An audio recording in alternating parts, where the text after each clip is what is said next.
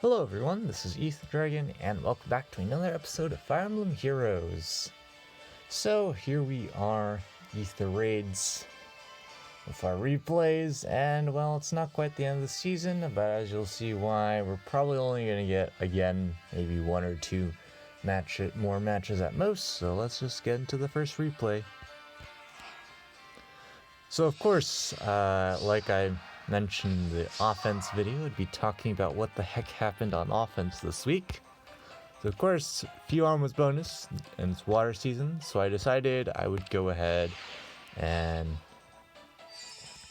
just see what happens if I did the same team as last time, what shenanigans would happen, and well, overall it was okay. Few Arm was definitely pretty tanky as usual.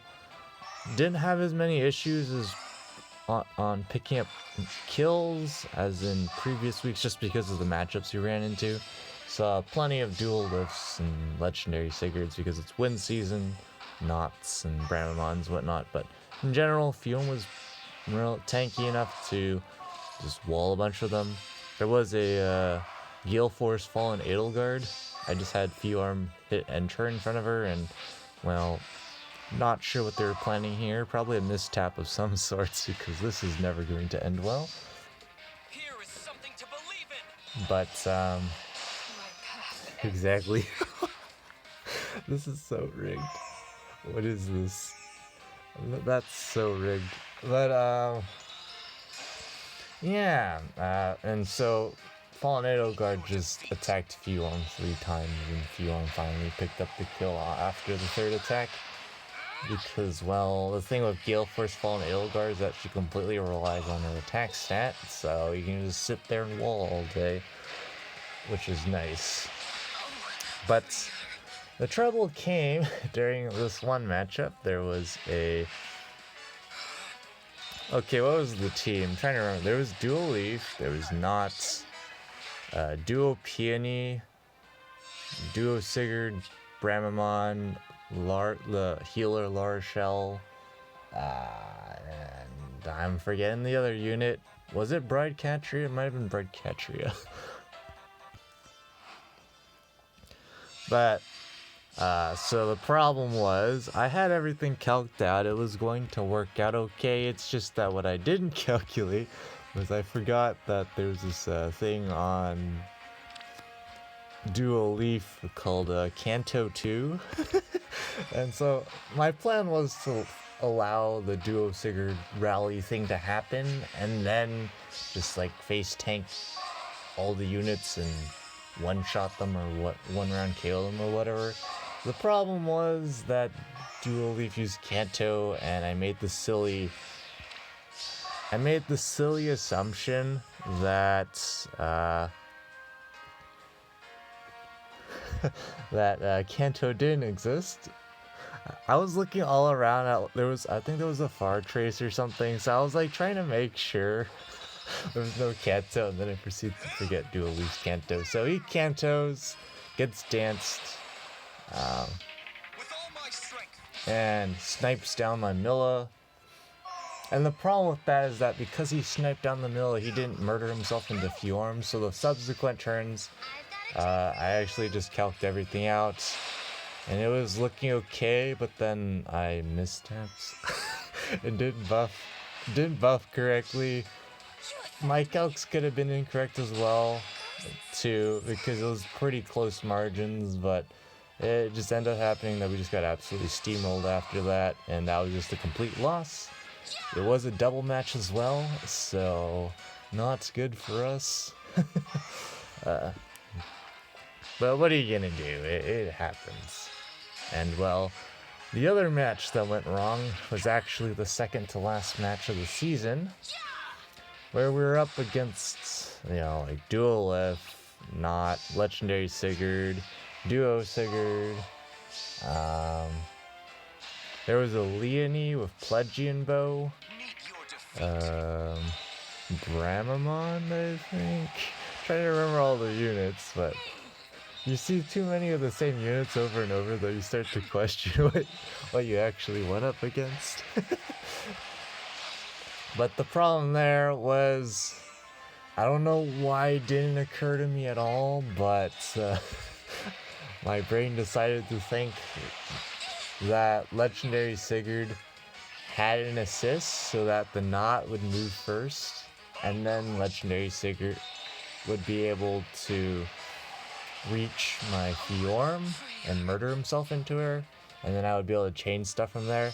Problem is, he didn't have an assist, so he moved first and then not moved, and so I was in this dilemma where there was Leonie chilling in the back with, of course, not support, so that's 4 movement range cav that's already advanced towards our team. And I needed to get rid of Duo Lif and Legendary Sigurd, because otherwise they would murder one of my units. So I calced stuff out, saw that only Milla and Fjorm were the ones who were able to tank Leonie, but the problem was Leonie's range was too massive. Because the thing was, Fjorm couldn't one-shot Legendary Sigurd, so his Holy Knight aura procced, which meant that Leonie had not support and 4 movement, which meant I could snipe down both the Legendary Sigurd or Dual Lift, but it would mean leaving one of my units in range because I would have to repo one of them out, leaving the repo unit left to die to Leonie. So I decided to sack Kaden because everyone was dying anyways, and I already calced out that Fjorm could one-shot Leonie with Iceberg ready to go, and with the scenario I had prepped, she was going to have it at 1 cooldown, so it was going to be perfectly fine. But the problem was, I needed to grab the 2 ether structures with Fjorm. I didn't plan it correctly at all. There was definitely plenty of inaccuracies made, because I knew at any given turn who Leonie was going to attack, so I should have used that to let one of my units advance up the map while Leonie murdered whoever was left down the square. So it was the defense tile map, by the way. So there was an ether structure here and an ether structure over here. So I had Fjorm over here, I had to get her over here and get her back all the way over there. And in doing so, I lost all my units but Fjorm, which was not great.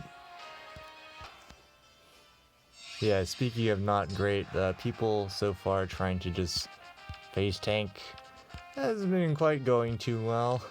But it's definitely feasible. There are ways to do it. You just can't just casually do it with any unit. Even a plus 10 merged unit with a little bit of support can still lose. You just gotta actually know a little bit about what you're doing. It's a kind of a stat check deal in a lot of these cases. But yeah, that match is the match that probably is going to screw me over. The one where I missed Dual Leaf's Kanto 2 is, what are you gonna do about it? You'll learn about it. For some reason, I also occasionally forget that Dual Leaf's miracle thing works every time when he's initiating. I have no idea why. It doesn't occur to me that's not the case. But of course, this is not the case of correct play, because we have this classic setup to have Seliph extend out and pick up a kill, and there's no near save on this team, so that's just a free kill for Seliph. And they definitely for sure have to take out Legendary Byleth, otherwise Brave Hector is going to have to deal with him. And I'm guessing they mistapped or something here, but in general it wasn't looking good because, again, no near save, so Brave Hector would have to tank Luna, and he wouldn't have to tank Ignis at least, but yeah. I don't know, it's probably reasonable for Hector to survive if he was here, but then that doesn't work because Bramon would be able to reach with Pathfinder. There's lots of it. There's some things that didn't go right here. But that second to last match is what might cost me my stay in tier 38 currently, because spoilers, we currently almost have our final results for the end of the season. The catch is that we don't quite have it.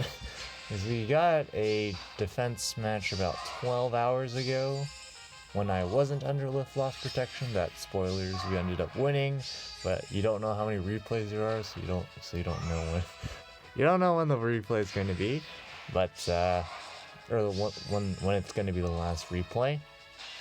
But what was I saying? Yeah, so that means we have there's a window of a few hours for people to attack my defense and potentially completely full clear the defense. If they do full clear the defense, I get kicked out of tier 38, which really feels bad, but it's not end of the world. Played pretty poorly this season, honestly, so wouldn't be too bummed out if I got kicked again. But you know, if we get at least one kill, we do clinch tier 38 in such a case. So we'll see what happens. The only way we're really going to know is by the end of the season.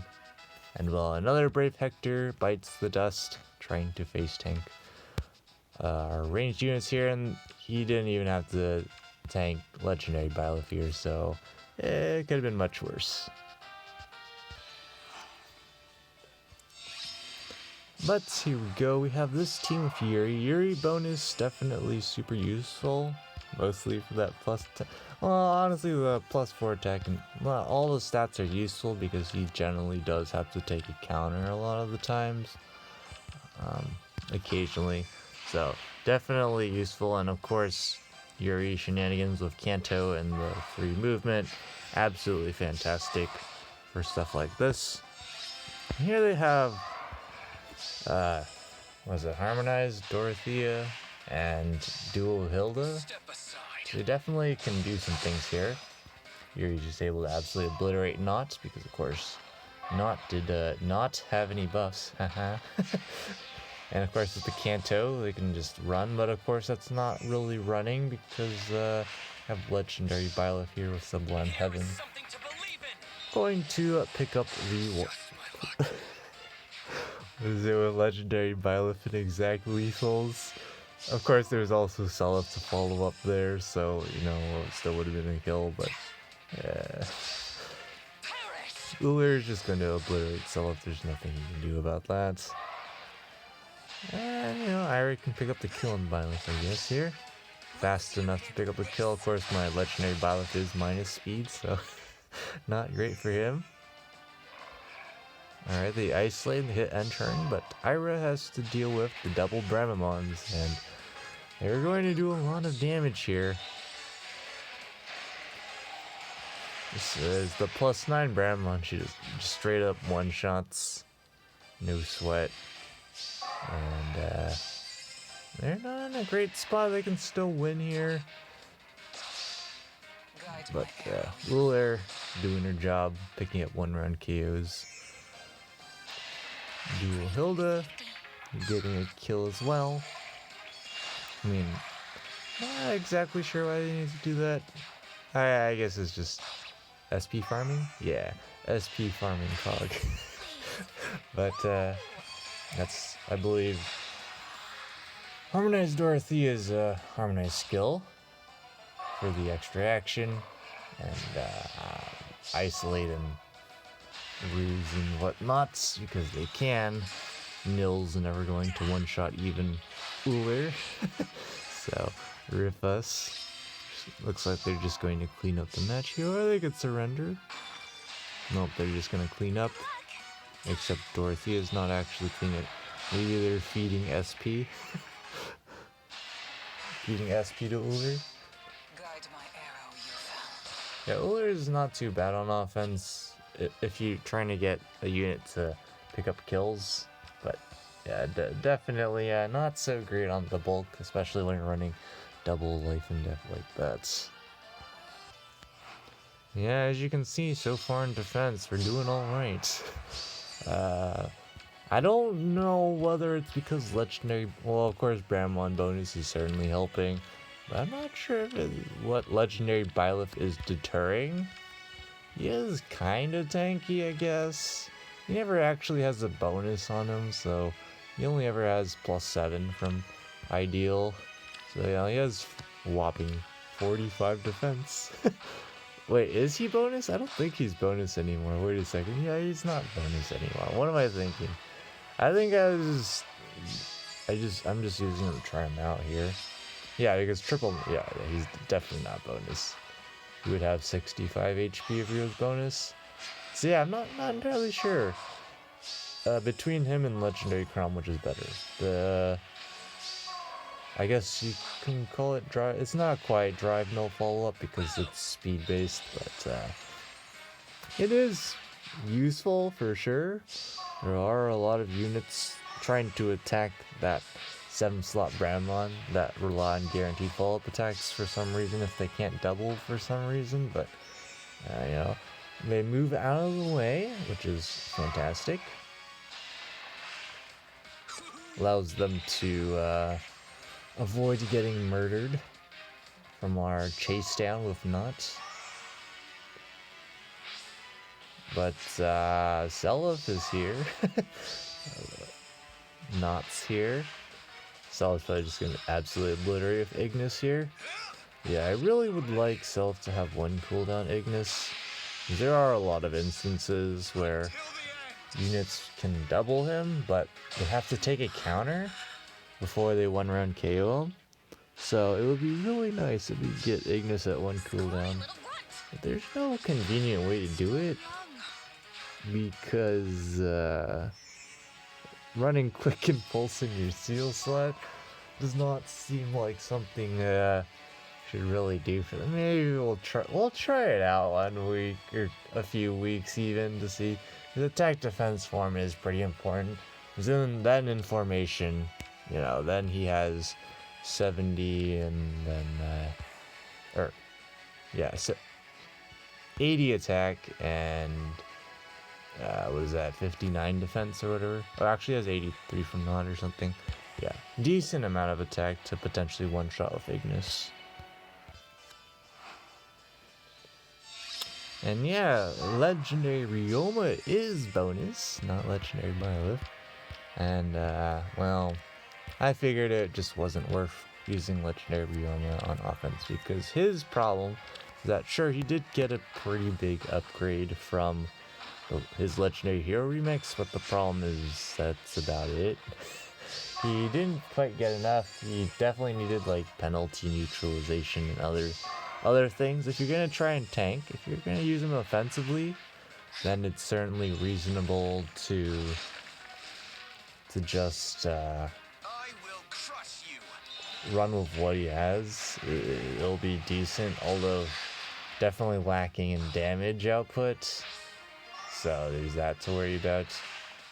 So they're just gonna use Happy here to take out Bramon, and they're just going to leave Happy sitting there. Sure, that's definitely not going to end well. Because Legendary Byleth with Sublime Heaven is going to just pick up the one-shot, but yeah, Legendary Byleth does miss a lot of one-shots. And with stuff like Guard around, you usually can't proc Sublime Heaven twice, let alone once, Kappa. But I mean, that happens when he picks a kill and then gets Dance to attack again. He doesn't have it pre-charged. Thanks to Times Pulse though, you can have it up, ready to go. But yeah, this is the issue of why Legendary Ryoma will struggle here. Of course, there's barely any support buffing him right now, but Speed Wars and Ether Raids is just insane. The main thing with the Speed War shenanigans is that you have to, of course, be able to deal with debuffs and lulls. Debuffs is primarily the main issue. Something like Bright Shrine or Chill Speed's always a problem. So Fjord's super nice in that aspect, in that she can just ignore those debuffs comfortably. But yeah, here's an example of where having Ignis would have been nice. Would have just prevented that play from being possible. Because of course there's Vantage, and Siri isn't running Hardy Bearing. But there's also, whatchamacallit, safety fence? I was gonna call it escape fence. But a safety fence just means that that play, if they always kill, is safe. I mean, even if they didn't kill, well, you're just gonna get one shot, so they're not gonna make that play. But they definitely could use like Raphael or like Nilla, probably even for tank Sulliv. But then there's healing tower to deal with, so I guess you would have to be a bit urgent about it. That'd actually be an interesting question how they would deal with it with this team, but of course the point was they didn't have to worry about that because Sulliv just gets murdered. And of course there's basically no way for Sulliv to have that much raw attack to one-shot Yuri, so pretty much always need a special. Bonfire actually would have worked as well. Maybe we could try one cooldown Bonfire. I don't really think that's great. Because the reason why Ignis is pretty strong is because he can get it charged up, and the scaling compared to Bonfire is much better, especially when you're factoring in the fact that he's probably only going to get to proc his special once during an entire match. So if you're going to proc a special between the two of them, and she's going to proc it regardless, you're going to choose the one that does more damage, of course. He's even out of formation with attack defense form completely dead. He still has 52 defense here in this particular matchup. So, you know, that's a good, what is that, 41 damage Ignis. That's pretty solid. So here, I'm guessing they want to take down Sulliv, but they can't, so they're going to go after Nils instead. Alright. Seems good. Layla actually barely picks up the kill, just because he has so much HP. Ooh, and they lose Bramamon and Sylvia, but they don't lose Sulliv. Which means, because this Brave Edelgard isn't even running a damage special, he's gonna get Ignis ready, and that is going to hurt quite a bit. Yikes. Yeah, this isn't like a sturdy stance 3 variant or anything, so yeah, that's gonna hurt. Bearmon gets exactly lethal on Layla, not that Layla is going to one-shot on the counter anyways. Yeah, and there's Legendary Byleth too, absolutely one-shot dagger. So, yeah, not great there. They probably could feasibly, actually, with Sulliv around, maybe not. Depends on if Freya could do it. Actually, Peony could maybe, even, I don't know. Let's not think about it. Yeah, that is currently all the replays. Actually, misspoke, is actually 14 hours ago now. I guess I was looking at it a long while back, but currently we have somehow 0 lift loss currently on defense.